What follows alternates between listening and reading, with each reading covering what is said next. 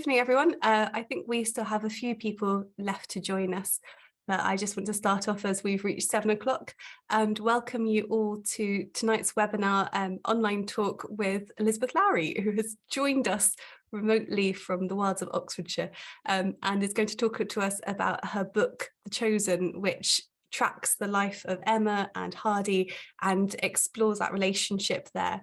And I'm really looking forward to hearing Elizabeth's talk this evening on how she created that and going into the details and everything. And so without further ado, I will hand over to Elizabeth to start her presentation and everything.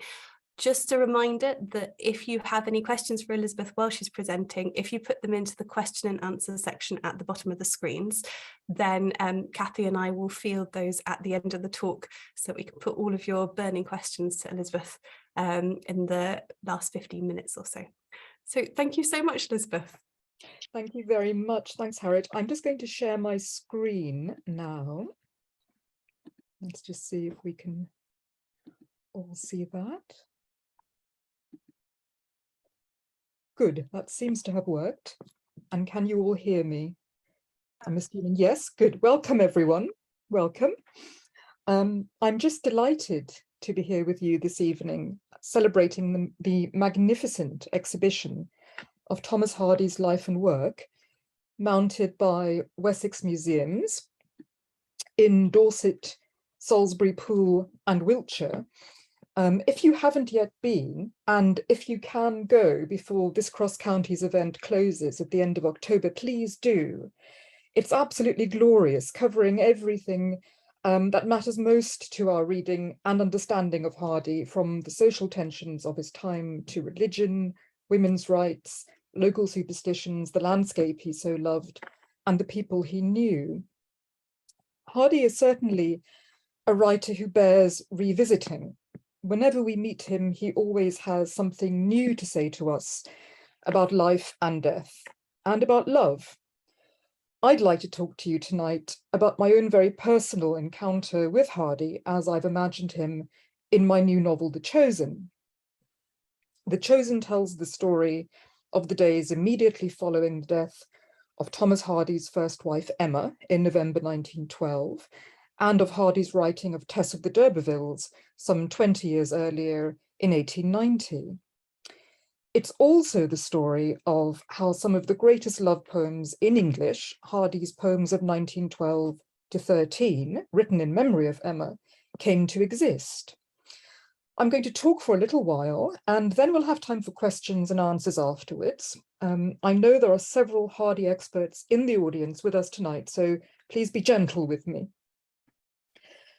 When I began The Chosen, I had a clear vision of an elderly man sitting at a writing table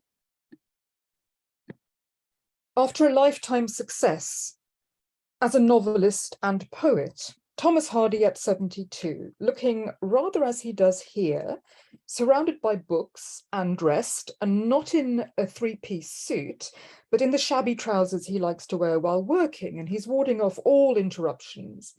The room you can see here is Hardy's original study, which has been preserved in Dorset Museum.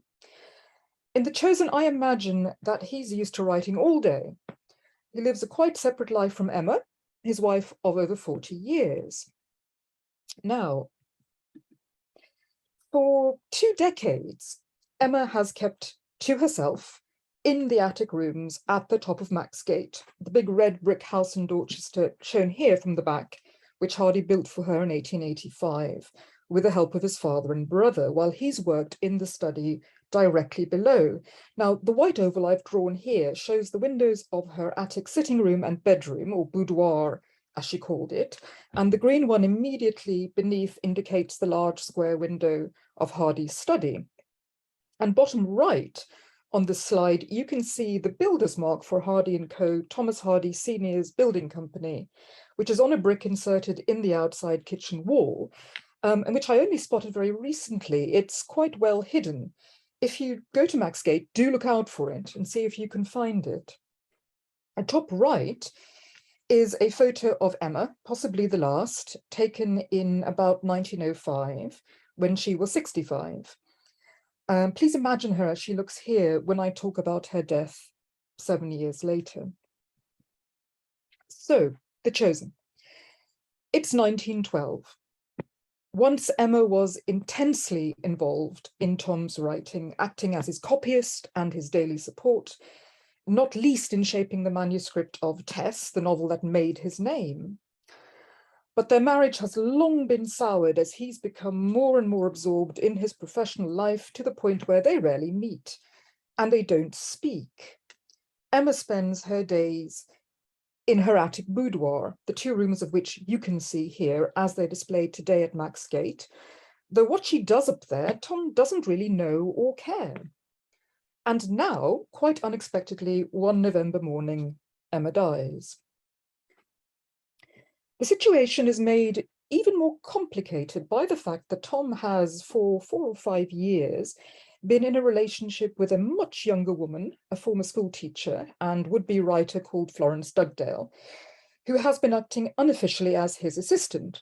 And this photo of the 2 of them was taken while Hardy was still married, during a discreet seaside holiday in Suffolk at the home of his friend, the banker Edward Clodd.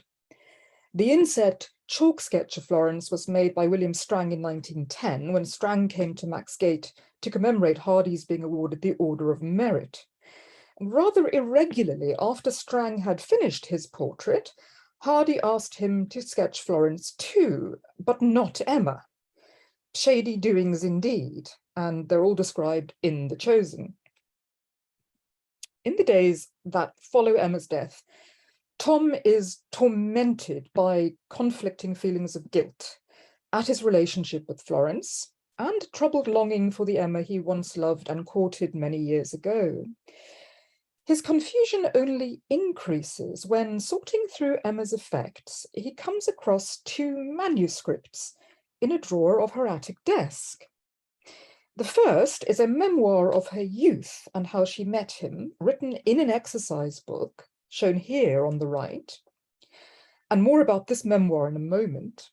The second manuscript is a set of diaries that she'd secretly kept about their married life together, ominously titled, "What I Think of My Husband."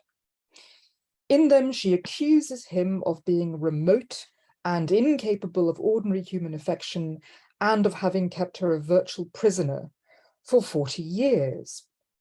How will an anguished poet who has always found writing easier than living respond? Well, the story of Thomas Hardy and Emma Gifford properly begins in the West Country. Hardy came from a working class Dorset family, of course. They lived here in this cob and lime cottage in the tiny hamlet of Higher Bockhampton outside Dorchester. His father was a builder, as we know. His mother had been in service. He was their eldest child, and his mother had a difficult time giving birth to him. In fact, when he arrived in June 1840, just 5 months after his parents' wedding, he was thought to be a stillbirth, and everyone was surprised when he not only began to breathe, but lived. After that, he was given special privileges, as eldest children often are. The picture on the right shows him as a baby with his mother Jemima, and this copy is hanging in the room in which he was born in the cottage. And because he was bright, very bright, and not very robust, Hardy was sent to school in Dorchester and apprenticed to a local architect instead of joining his father's trade. He later went to London to pursue his profession, but returned to Dorset in his 20s, in a state of crisis. He didn't want to design buildings. He wanted to write books. His first novel, called The Poor Man and the Lady, was rejected by every publisher he sent it to, and it's now lost. Then, in March 1870, the 29-year-old Hardy was commissioned to make plans for the restoration of St. Gillet Church in a remote hamlet near Boscastle in Cornwall. Reluctantly, he started at dawn and travelled across 2 counties by train, finally crossing Bodmin Moor in a horse and trap. When he arrived in St. Gillet that evening, he was met at the rectory door by the rector's blushing, high-spirited sister-in-law. Let's take a moment to explore that scene in The Chosen. Here's Tom, reading Emma's account of their meeting in the memoir he's just found in her desk drawer, and remembering that time as he reads. He'd put off this journey as long as he could, battling to finish his new book, the book on which his entire sense of himself now depends, until his mother said, "You are nearly 30. You can stay here at home forever and be my sick boy and try to write stories, or you can take up your place in the world. Mr. Crickmay is patient, but I dare say he won't be for much longer, and your father won't be either." His father, that veteran of mischances, was unlikely to care one way or the other. She meant that she wouldn't be patient, that her indulgence of her eldest son's peculiarities had a limit. "It's your choice, of course," she sighed. "I hope you will choose wisely." Crickmay, who wasn't so patient after all as employers went, simply laughed. "You must be someone to publish books. Are you anyone? Who is Tom Hardy? No one knows him. If you won't do this work for me, there are 10 others who will." He is no one when he leaves for Cornwall and begins his ascent of Bodmin. Fires are burning along the cliffs, funeral pyres, they seem to him, and the waves are sounding all down the coast like the slamming of locks. He is no one when he gets off the trap and starts to walk towards the house and rings the bell. He is still no one when a woman of around his own age opens the door.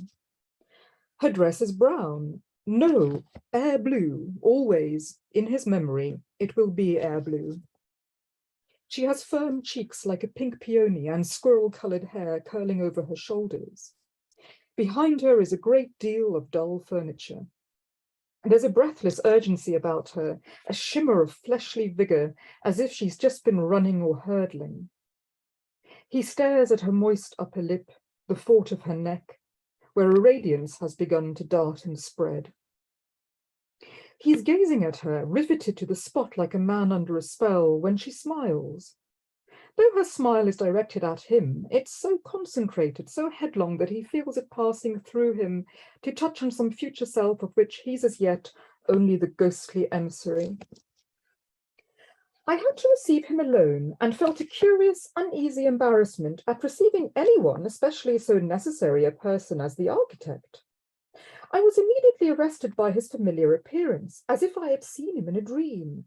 His slightly different accent, his soft voice. Also, I noticed a blue paper sticking out of his pocket. A blue dress, a blue paper. He has a whole ream of it stolen from Crickmay's store cupboard. How immense that coincidence will come to seem to him. The young woman is not the parson's wife, apparently, or his daughter. Exactly who she is, he can't say, because as he burbles something about the train timetable, the waiting at windy stations, she cuts across him in a high, girlish voice, shaking out her curls. He's arrived with his plans all to hand, she says, and that's good, because there isn't a moment to waste. I have no plans yet, he says. So what's this then? She asks, brushing the blue paper with the nail of her finger. Ah, no, he says, that's a poem. I write poetry. And other things sometimes. I'm trying to place a new thing. I hope to hear back from my publisher soon. My publisher, a fictitious entity, just as this version of himself, this public man of letters, is fictitious. A new what?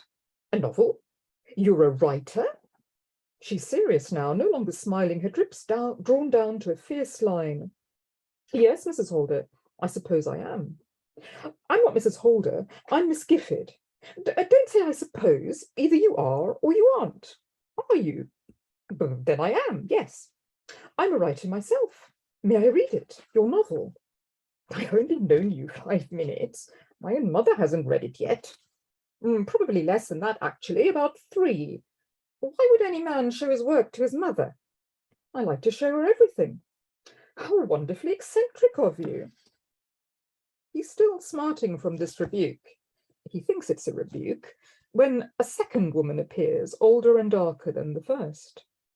There's a rather nastily stained apron tied over her dinner dress. I'm so sorry, Mr. Hardy, says the second lady, wiping her hand on the apron with a rueful air before taking his. You've caught me playing nurse. My husband is indisposed and quite unable to receive you just now. He's in such pain that I can't leave his bedside.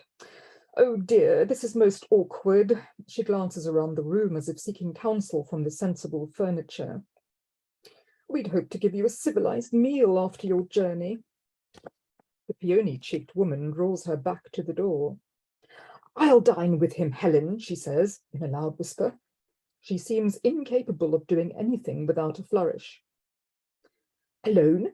Mr. Hardy will think it odd, perhaps. Very well, let him. The dark lady turns her head a fraction to get a better view of him. Is he Mr. Crickmay's partner, I wonder? I shouldn't think so. He hardly looks like a person of business, does he?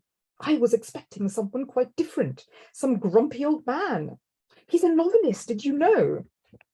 Oh, Emma, don't. Please, don't go boring him with talk of books. Well, the poor fellow needs something to eat and drink, for heaven's sake. He interrupts their whispering to say that he's very sorry to hear their news, but that as far as his reception is concerned, it doesn't matter in the least, and that he'd be perfectly happy with a pot of tea. Mrs. Holder hesitates. His insides wobble at the possible solecism of that pot of tea. Do they take their tea in pots? He should have asked for a cup. Then he sees that she is exhausted, even more exhausted than he is. If you'd be kind enough to excuse me, my sister will take my place at table this evening, she says. Kind enough. Caught me playing nurse. This is how they always speak, that night and afterwards, as if he were doing them a favor instead of paid work. As if the whole of life, all the things that terrify him, were a game. They take him for one of their own. For them, it's all a game. He registers a skittering sense of possibility. He can master their language. He will make it all up as he goes along. I'd be delighted to dine with Miss Gifford, he says. I wonder, could she bear to show me over the church tomorrow, if she isn't otherwise engaged, that is? It might be rather fun. Mrs. Holder exhales. Dear Mr. Hardy, what a jolly idea. How good of you to think of Emma's amusement. I do hope being marooned in this quiet spot won't turn out to be awfully tedious for you. It won't be tedious at all. He smiles blithely at Miss Gifford, like the man of the world she already takes him to be. I'm certain of it. This was Hardy's first sight of Emma, or at least his first glimpse as I've imagined it. Within a week, they had fallen in love. He returned that August, and they began a long courtship, staying in touch by letter.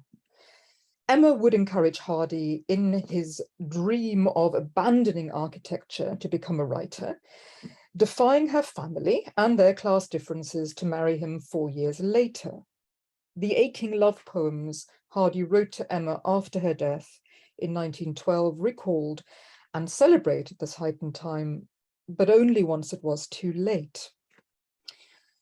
The question that gripped me was, why did Thomas Hardy choose Emma Gifford as his wife in the first place? And how did a marriage that started with such high hopes go so wrong?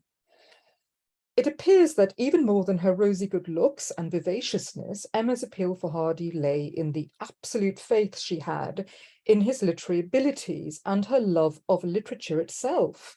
She wasn't only an avid reader, but had ambitions of being a writer too. Once she was Mrs. Hardy, these all came to nothing. In later life, Emma annoyed Hardy immensely by claiming to have had a hand in writing his novels, to the extent of representing herself as his co-author or editor. And this was clearly untrue. But it is true that Emma was immediately and intimately involved in copying his manuscripts, right up to the evolution of Tess from magazine serial in 1890 to volume publication in 1891. In fact, it's hard not to imagine her offering her opinion on the novel as it developed, and this is precisely what I do in The Chosen. In this slide, you can see the title page of the manuscript of Tess, and to the right, the pen which Hardy used when he was composing it. He'd use a new pen for each new novel, and afterwards he'd scratch its name on the handle. Let's join Tom as, by now aged 50, he struggles to write Tess, helped by an eagerly hovering Emma.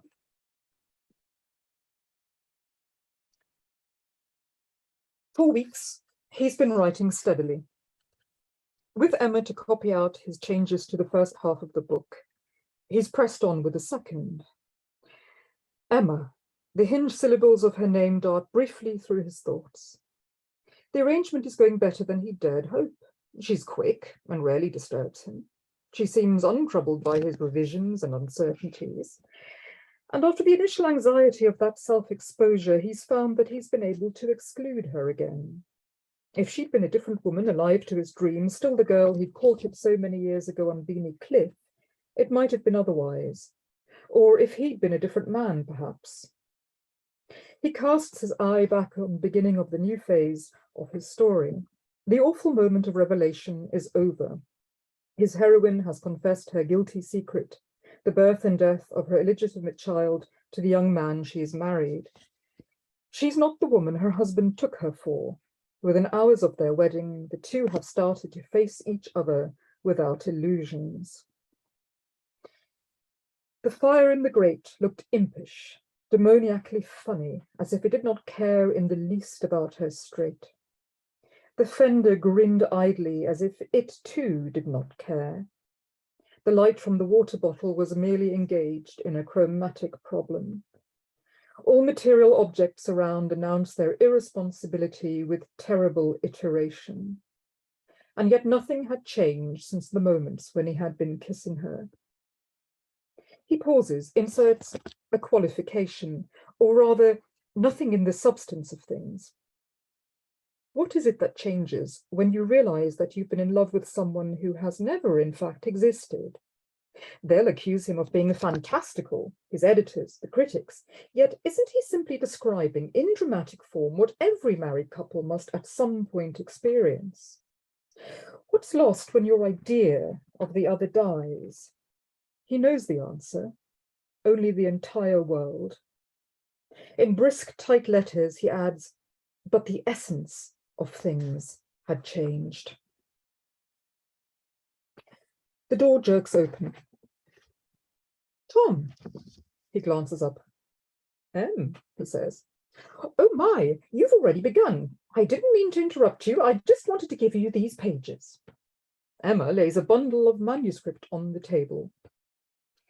You know, she says carefully, even with all you've had to cut out, this is good. It's so good. Thank you, Emmy. He flexes his fingers, dips his pen into the inkwell, fiddles with the blotting paper. Is there anything else? Tom, I've had an idea for our book. Our book? Why, yes, says Em. It makes me happy to think of it as ours, as we're both working on it. Is that wrong? I suppose not. She shifts her weight from one foot to the other, but makes no move to go. What's this idea, then? He asks. Well, when your couple, Angel, and what name have you settled on for her? You've crossed it out so many times that I wasn't sure. Is it still to be Rosemary or Sue? Tess. Tess Troublefield. I wonder if that isn't a little too what? A little too plain. She's a plain woman. She's a dairymaid, Em. Oh, I don't mean that sort of plain, and in any case, that's not plain at all. To call a working woman with her many sorrows Troublefield is downright poetic, wouldn't you say? No, I meant plain, as in obvious. Well, what would you call her, since this is apparently now our book? You tell me that your father is descended from the Jersey Lahardis. Yes, but what's that to our story?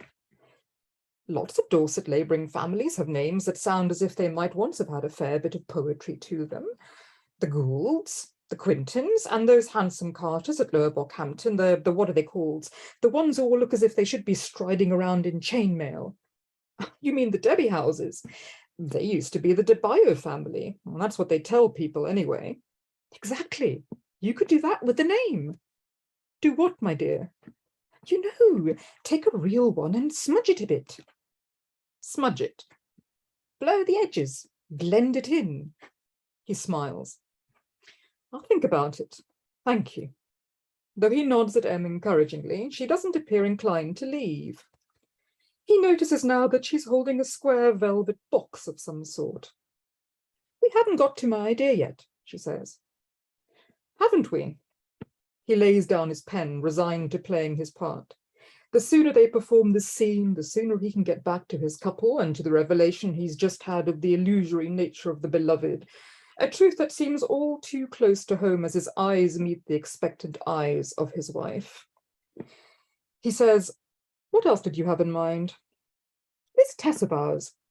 When she and Angel have had their bridal supper, you go straight to the poor man's confession, and then, of course, to hers. What do you mean by poor man? Are we writing the same book, my love? His unhappiness is all his own choosing. He can't choose differently, says Emma. He doesn't have it in him to be happy, you see. He would be unhappy whatever he did. He rubs his hand over his beard as he lets this sink in. Despite his irritation, he feels a sideways, dislocating jolt. Goodness, Emmy, I think you may be right. Yes, dear, I'm often right. Now, my idea is this. Perhaps, before we come to her confession, Angel could make Tess a present. What sort of present? Em places the box solemnly on the pile of manuscript copy and lifts the catch. Inside, there's a double riviere of brilliants pooled around a shower of smaller ornaments. One like this, she says. He stares at her in amazement. Good Lord, those are the biggest diamonds I've ever seen. Did you rob the Tower of London? Don't they look like the real thing? Well, aren't they? Of course not. They're glass. I bought them from Dudley's in Portsmouth for a few bob when I was a girl. She laughs, flirting the necklace in front of her collar. I wore them everywhere. Did you? What did your sister think? She thought they were vulgar. What a vain thing I was. Her face grows serious again. Tom, angels must be real. But where would he have got his hands on a treasure like this? It could be a bequest, a legacy from a relative held in trust for his wife, whoever she might be, on his marriage. And now he's married a milkmaid, and the jewels are hers. And she'll look better in them than any woman of fashion. I like the irony of it. Suddenly he says, Em, put the necklace on. Put it on. He helps her with a clasp. Your dress isn't right. It ought to be a low-cut one for a string like that. Ought it? Yes, he says. Here, tuck in the upper edge of your bodice, like this. That's better. He steps back to survey her. My heavens, he says, don't you look fine? Emma's standing by the fire. Its high-coloured light spills over the stones on the bared skin of her breast, so that she is, for the space of a breath, no more than a constellation of white, red, and green flashes. But you know, Em, Tess is a simple girl. Why are we dressing her in diamonds? So that she looks her very best when the worst happens, so that she looks like a lady. It's the least thing you can do for her. Even though she's so near, she seems indefinably remote. He takes a step towards her and raises a finger to her cheek. I'm sorry I haven't been able to buy you jewellery, Em, he says. Emma shakes him off. I don't want jewellery from you. I've never wanted it. She's turning away. She keeps her back to him while she unfastens the necklace. As she slides it into the box, she murmurs, must you give her a child? Her head is bowed over his papers, her shoulders bent. He puts his hand on the nape of her neck. Let me hold you, Emmy. She faces him sadly. He encircles her with his arms, pulling her as close as he dares. He can feel her heart struggling against his. The ashy glow of the fire picks out the purple veins of her temple, the valleys of her neck, the depths of her greying hair, throwing the outline of their bodies onto the wall and ceiling as a single shape. Though he tightens his embrace until it feels as if he and Emma are one person, it's the writer whose job is to name things as they are without ducking or hiding from the truth, to preserve the integrity of the world, who replies, "Without a child, the story makes no sense," he says. It was the last time that Emma would help Hardy as his copyist. Sadly, it seems that marrying him turned her youthful enthusiasm for literature into a lifelong prison.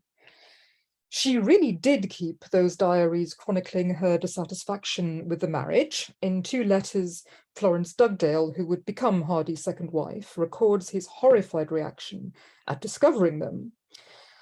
I imagine that Emma found the reality of the literary life hard to stomach, not just fitting around Hardy's relentless work schedule, but having to take second place to the constant pressure of an absorbing vision. The couple had no children. In the novel, their childlessness and the possible reason for it becomes the agonizing focal point of her unhappiness. Emma must often have felt that in choosing her, Hardy had simply chosen to take literature to wife after all. The difficulty for me, of course, was that most of this was conjecture. Hardy was a famously guarded man who seldom discussed his private life, and we're unable to consult those diaries because he took good care to burn them soon after he'd read them. So I had to rely on Emma's surviving letters, on contemporary accounts of her speech and personality, and on the text of her memoir, which she called Some Recollections. You can usually see the manuscript in Dorset Museum, though it's being exhibited in Poole at the moment. Here it is on the right, turned to its first page. Emma could occasionally be indiscreet in her correspondence about the trials of being married to an author, and I took some of my cues from those moments when she lashes out. But when writing the diaries, I mostly had to invent. I also had to be careful to take her seriously, to make her seem fey, perhaps. As we know from her reported conversation, she could be in life, but not foolish. Emma was no fool, and she'd plainly got the measure of her husband early on, of his ambition and his sheer creative will. On Hardy's side, Emma's whimsical charm and skittish energy later proved an irritation. His friends and family gossiped indiscreetly that she was mad. But I wondered whether she wasn't just driven to distraction by his detachment and complacency. I think that's the more interesting alternative, an Emma who was not mad, in inverted commas, but rejected and avoided by her husband, a woman who was disappointed, angry, often lonely. I find this photo of her, on the left, taken in middle age, almost unbearably poignant. It shows her as abstracted, certainly, possibly a little unkempt, but mostly I think she looks withdrawn, wary, thrown back on her own thoughts. Emma's supposed insanity is a possibility which I raise in the book and try to dismiss by creating an alternative and, I hope, credible inner life for her in the diaries. Let's hear what she has to say in her own words, as I imagined them in The Chosen.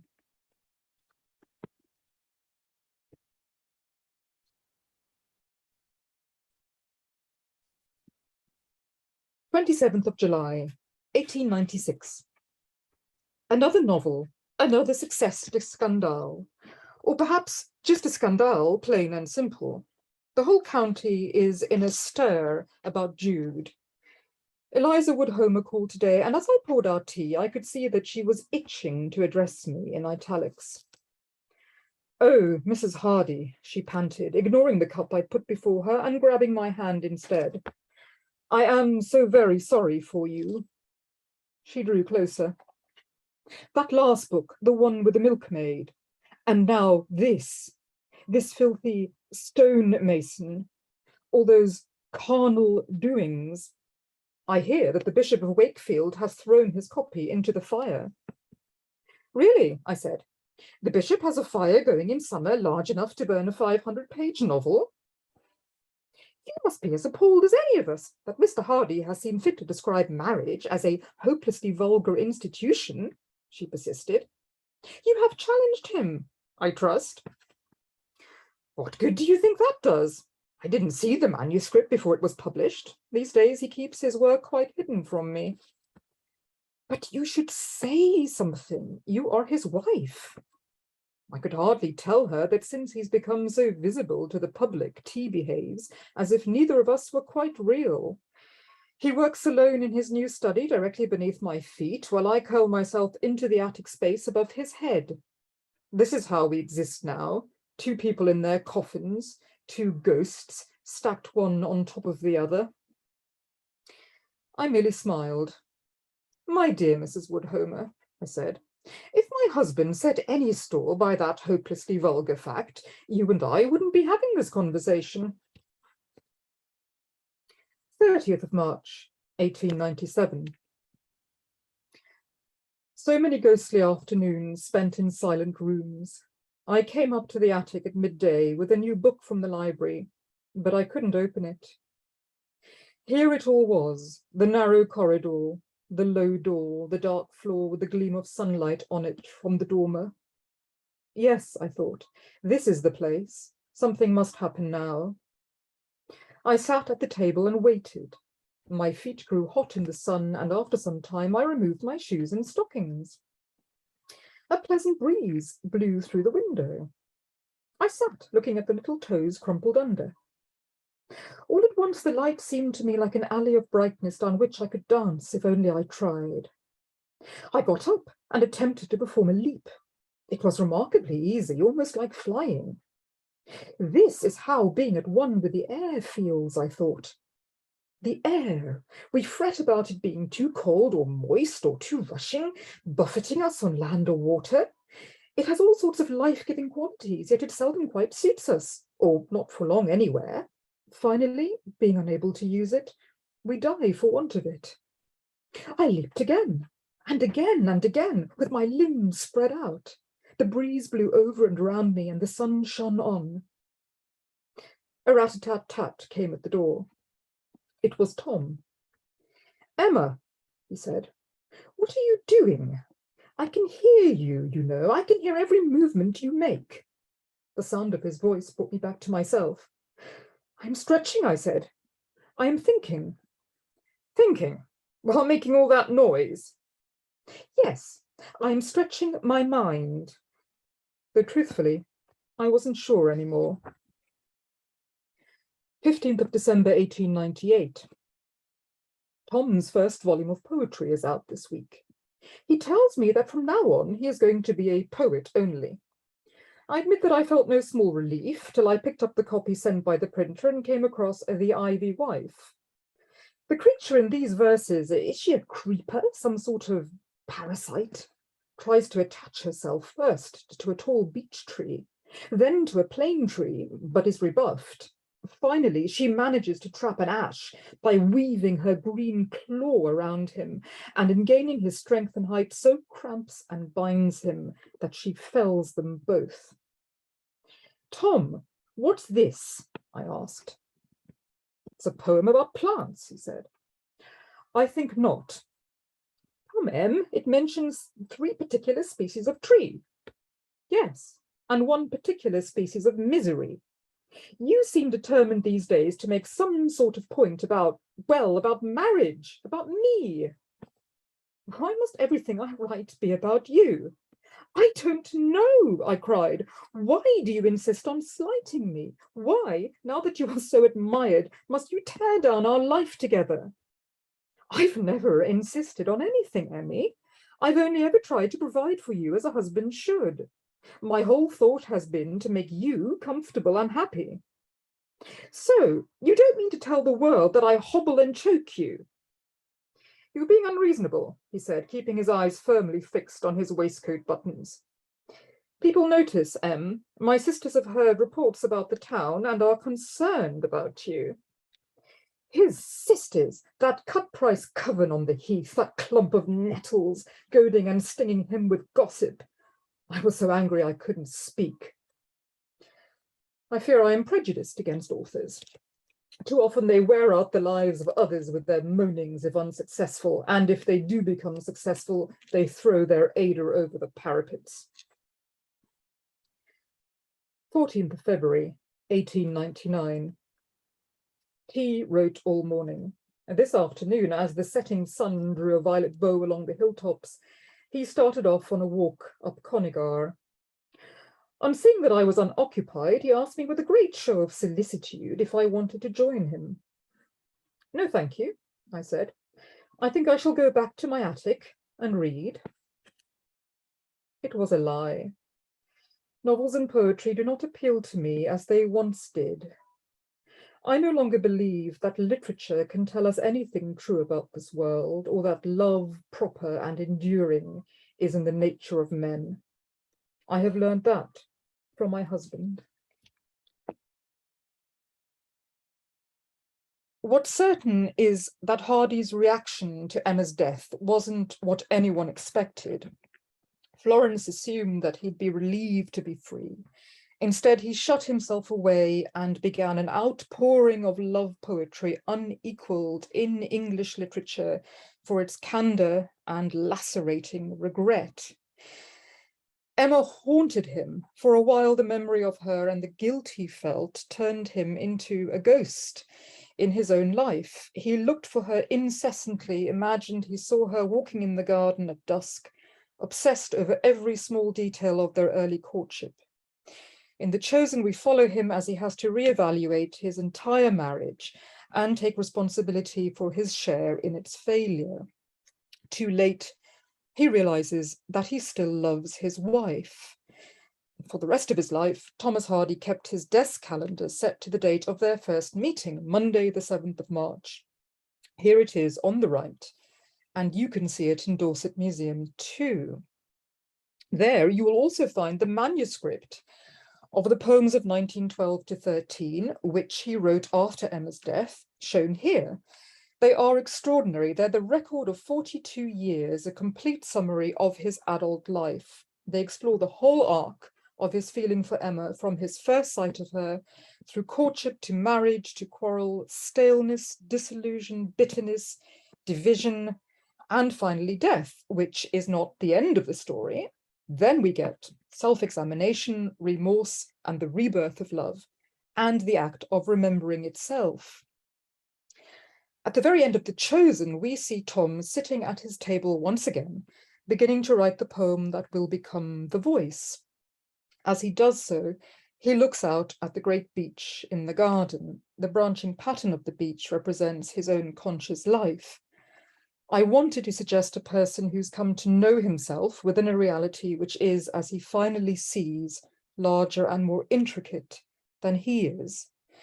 Let's read The Voice together. The Voice.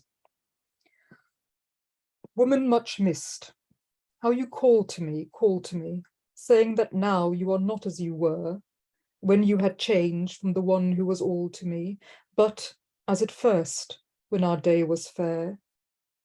Can it be you that I hear? Let me view you then, standing as when I drew near to the town, where you would wait for me, yes, as I knew you then, even to the original air blue gown. Or is it only the breeze in its listlessness, travelling across the wet mead to me here, you being ever dissolved to one wistlessness, heard no more again, far or near? Thus I, faltering forward, leaves around me falling, wind oozing thin through the thorn from Norwood, and the woman calling. Is it too late? Are these poems enough? Can he finally say what he means? Can poetry be, in any sense, redemptive?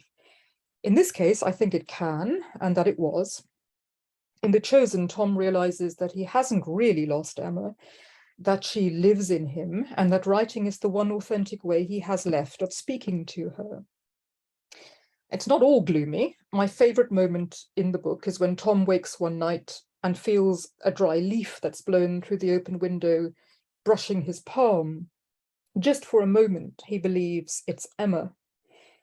Emmy, he says, I thought it was you. I thought you'd come to tell me that at last you know. by the end of the book, perhaps she does. Thank you very much. I believe there's time for questions now, so I'm going to hand you back over to Harriet.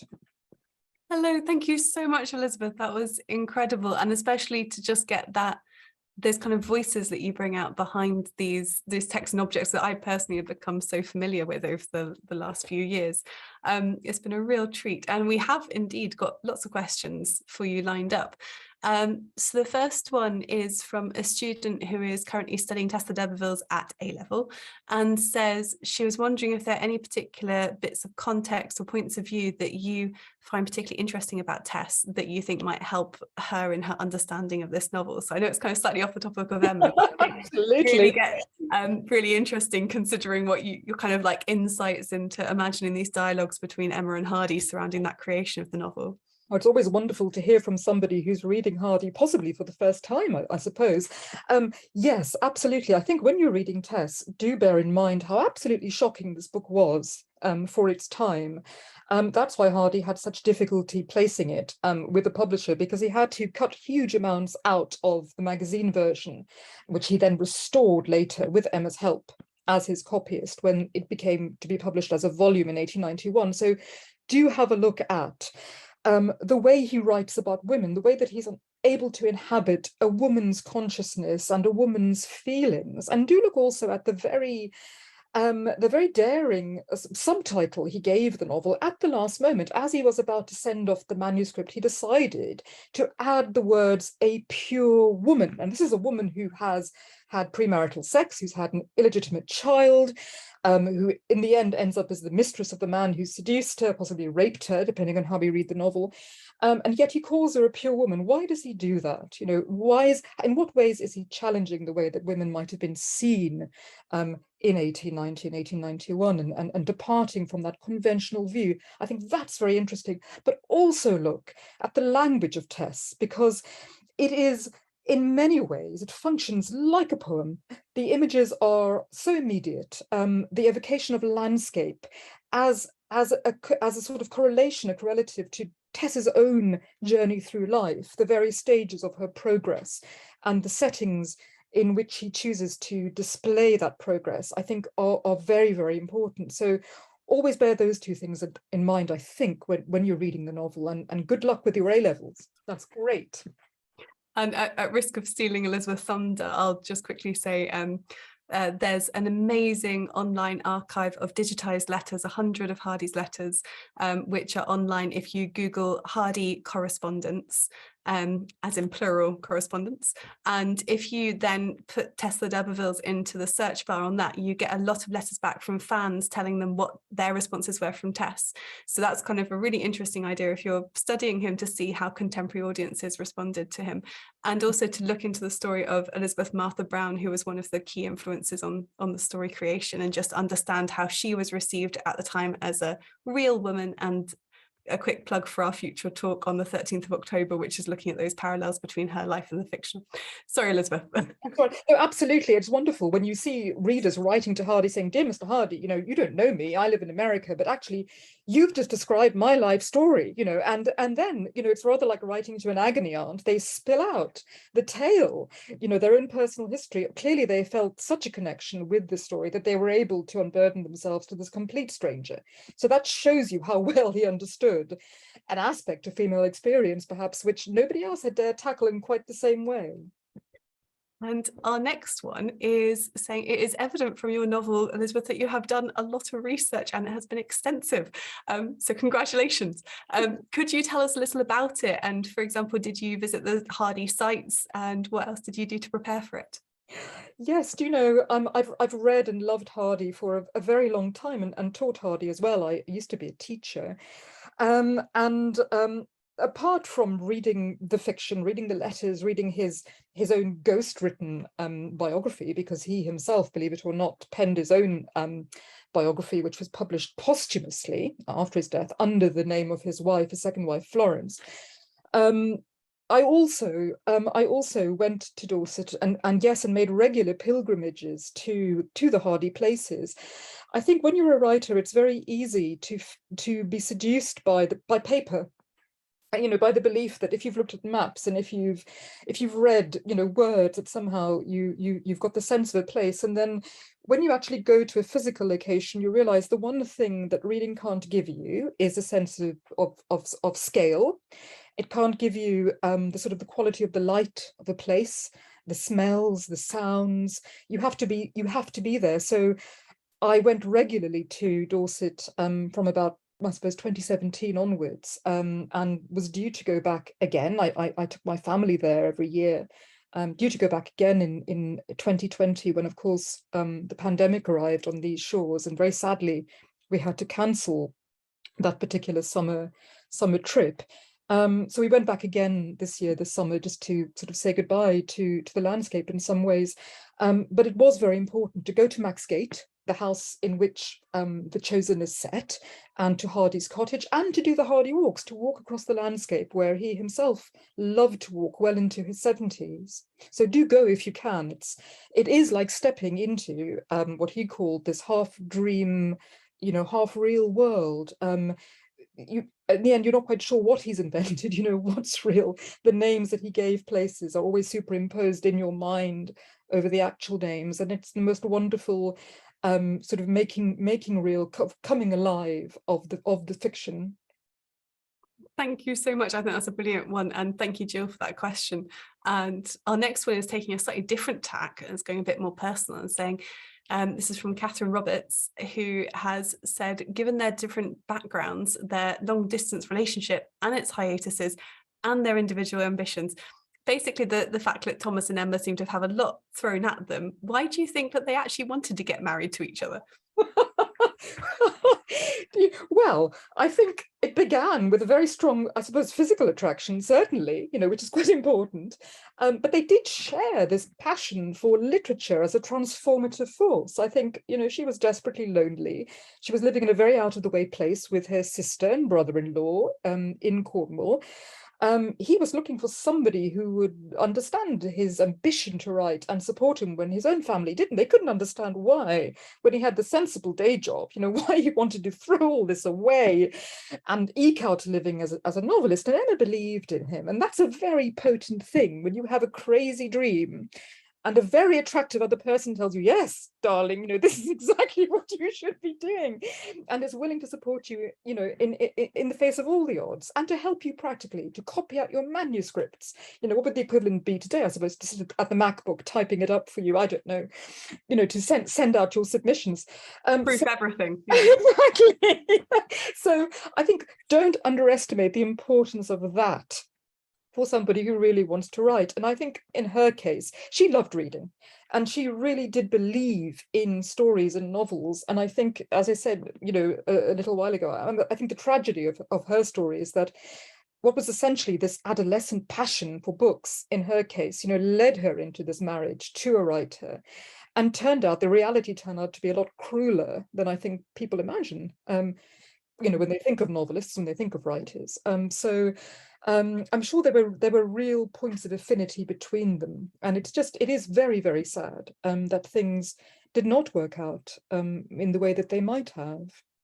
Yeah, no, and I always think that they were essentially married for 37 years in the end. 42, yes. And that is a huge amount, proportional of both of their lives, actually. So we kind of see the worst points, but there obviously were many, many moments in between all of that.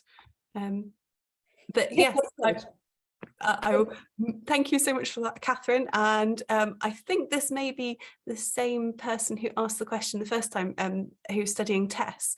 Yes. But she was just saying, they were saying, was Hardy still writing Tessa d'Urberville's when Emma passed away? Which I think we know the answer was no.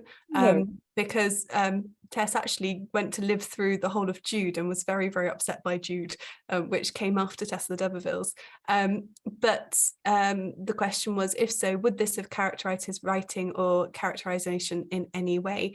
I think we can say that Emma had passed away. She passed away quite a while after Tess. Tess was published in 1891, and Emma passes away in 1912.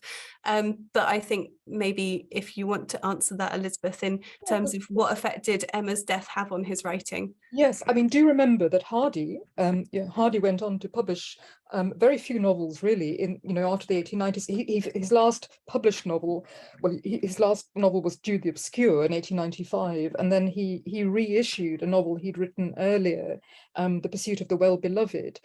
But he stopped writing fiction in the 1890s and then dedicated himself entirely to poetry. And by the time Emma died in 1912, he had really established a second career as a poet. So that's a very remarkable aspect of his development as a writer, that he managed to become a world-renowned novelist, and then a very respected poet as well. But back to your question, you asked if perhaps Emma, if I've understood you properly, influenced the shaping or the creation of Tess. Is that right? It was if Hardy was still writing Tessa D'Urberville's when Emma passed Well, no, away. well, no, he wasn't. But I was wondering if maybe, because I think you mentioned very quickly the 1912, 1913 poems, which of course are right as soon as she dies, they come out. I was just wondering if you could say a bit more about her death shaping of that. Yes. So firstly, as I suggest in the book, I think some of Emma did go into Tess. Yes, absolutely. In 1890, when he was writing it. But then when she dies in 1912, her death triggers this tremendous outpouring of love poetry. The poems of 1912 to 1913, which were first published at the back of this little volume here, Satires of Circumstance. So they're at the very back.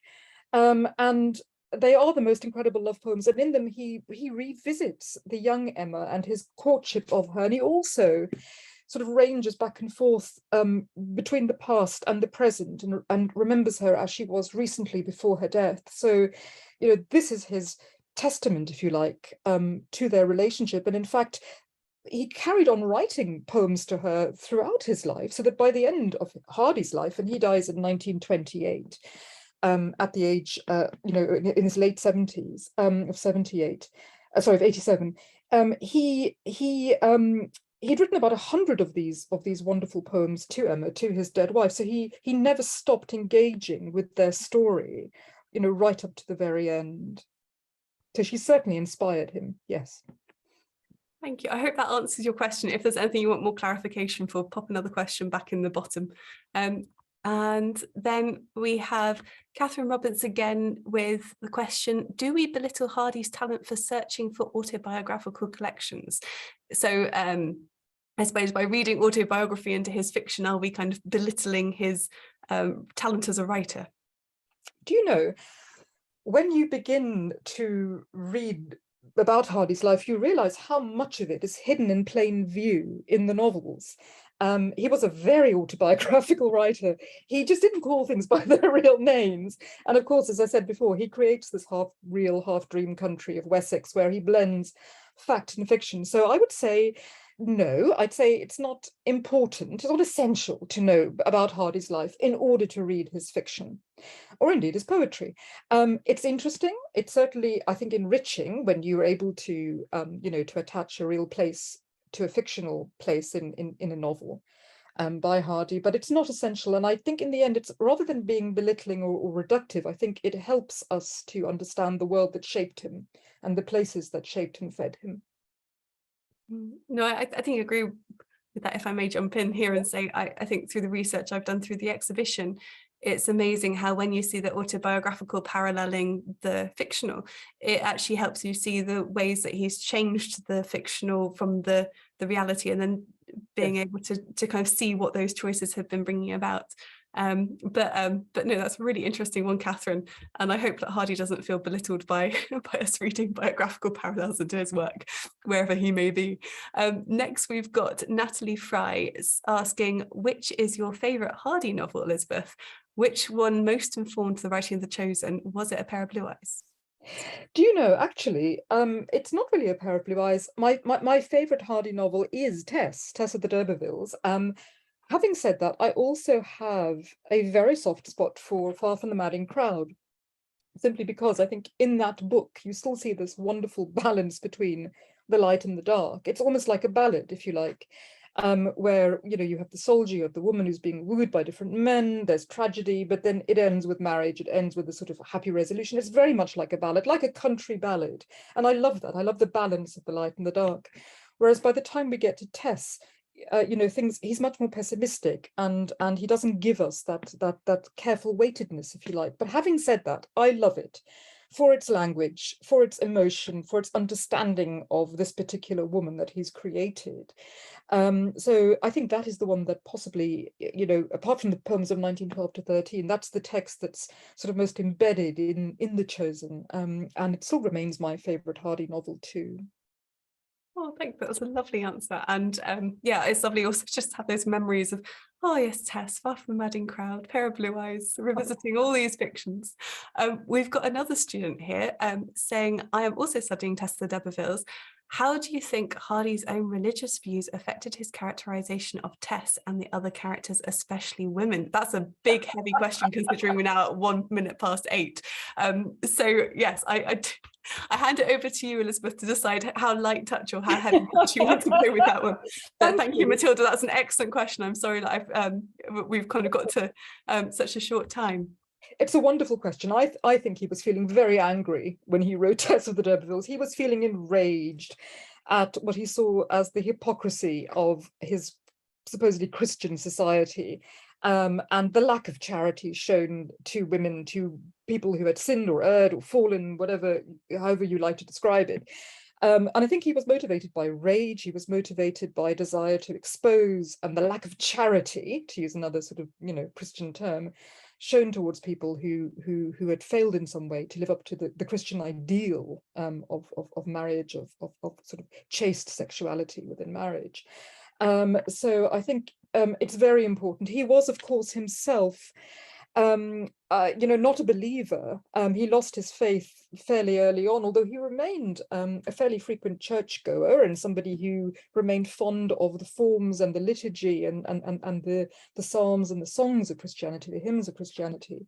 By the time he was in middle age and writing Tess, he had dispensed with any religious belief, and he felt free, he felt able to criticize sort of conventional religious belief in this way. And of course, you know, he shows in Angel Clare, he gives us the picture of somebody who has rejected a clerical life in favor of living, you know, a supposedly simpler, more open-minded life, yet in the end reverts to the worst kind of dogmatic judgmentalism when he's faced with the supposed impurity of the woman he supposedly loves. And, you know, Hardy's absolutely horrified by this, by the hypocrisy of this man, and by extension of the large society of which he is a representative. And when you read, you might read Jude the Obscure at some point as well, you'll see, you know, if possible, an even greater pitch of rage and anger displayed there at this very tendency. So I think, you know, religion is very important in the book, and it's, you know, it's addressed obliquely and in other ways throughout. No, I think that's a really good answer. And Matilda, if you want to go delving into this, there's a very good book by Richard Franklin that has come out recently, who is current chairperson of the Hardy Society, and has written a whole book on Hardy and religion, if you want to deep dive into that. But Elizabeth, I completely agree with you. I think Tess is probably the most critical, in some ways even more so than Jude, in the way that you've got various characters who all claim to be Christian. In one, I can think of at least 4 off the top of my head, whose Christianity seems hypocritical of the loving kindness that Hardy felt that Christianity should really actually be based around. We've just got a last clarification from our wonderful person who asked the question earlier. If you feel you have time for just 1 more minute. Yes, yes. And that was just, did Hardy continue writing his poetry for Emma throughout his second relationship? Very much so. Yes, he did. And I haven't talked much about Florence tonight, the second Mrs. Hardy, but I have to say that I feel some sympathy for her. I think she found herself in an impossible situation in 1912.